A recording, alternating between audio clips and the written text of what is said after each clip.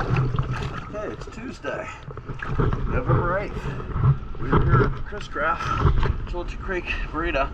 It was on the outside when I cleaned it yesterday and noticed that the port side was missing a cotter pin on the propeller. I'm out with stainless steel cotter pins, and I got you a new cotter pin in. Let's check it out.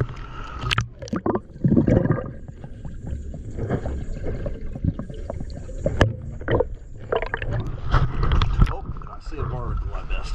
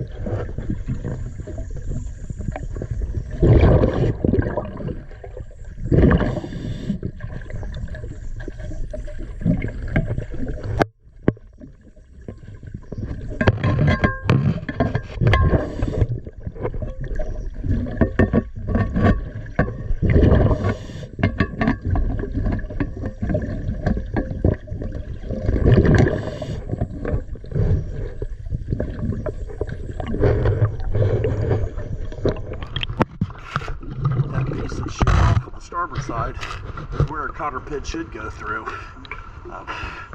So just be aware that starboard side could sling a prop.